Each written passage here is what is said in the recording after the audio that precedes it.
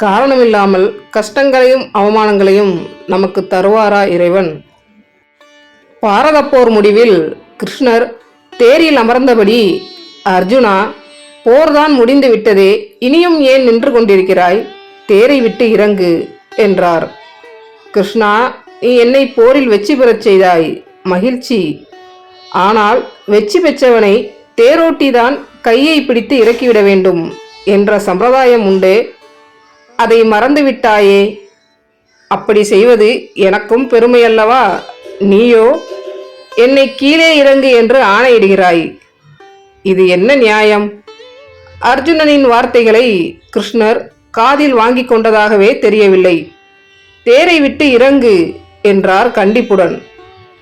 வருத்தத்துடன் அர்ஜுனன் கீழே இறங்கினான். அப்போது அவர், தேரின் பக்கத்தில் நிற்காதே, சற்று தள்ளி நில் என்றார் அதட்டலுடன். அர்ஜுனனால் கிருஷ்ணரின் அதட்டலை பொறுத்து கொள்ளவே முடியவில்லை.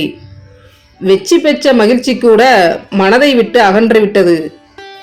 ஒன்றும் புரியாதவனாய் தள்ளி நின்றான். வாடிய முகத்துடன் நின்ற அவனைக் கண்டு புன்னகைத்த கிருஷ்ணர் அர்ஜுனனை இறுக கட்டி அணைத்து கொண்டார். அந்த கணமே தேர் தீப்பற்றி எரிந்தது. பார்த்தாயா, தேர் எரிகிறது, அதனால்தான் உன்னை இறங்கச் சொன்னேன் என்றார் புன்முறுவலுடன். தேர் ஏன் எரிந்தது? அர்ஜுனன் ஏதும் புரியாமல் கேட்டான். அர்ஜுனா, போர் புரியும் போது கௌரவர்கள் உன் மீது பல அஸ்திரங்களை ஏவினர். அவற்றின் சக்தி அளவிட முடியாதது. தேரில் நானும் தேர்கொடியில் அனுமனும் இவ்வளவு நேரம் அதை தடுத்து கொண்டிருந்தோம்.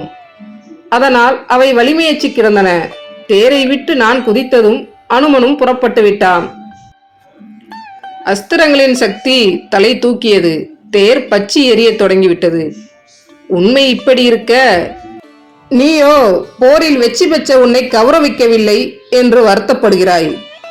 வெற்றி பெற்றதும் நான் எனும் ஆணவம் உனக்கு வந்துவிட்டது. ஆணவம் அழிவுக்கு வழிவகுக்கும் என்பதை மறந்துவிடாதே என்று அறிவுரை கூறினார். தேர் பற்றி எரிந்தது போல அர்ஜுனனிடம் இருந்த ஆணவமும் பற்றி எரிந்து சாம்பலானது. இறைவன் காரணமில்லாமல் நமக்கு கஷ்டம் எதையும் தருவதில்லை. புரிகிறதா? இந்த கதை உங்களுக்கு பிடிச்சிருந்தா லைக் பண்ணுங்க. இதுவரை இந்த சேனலை சப்ஸ்கிரைப் பண்ணலன்னா மறக்காமல் சப்ஸ்கிரைப் பண்ணிடுங்க. நன்றி.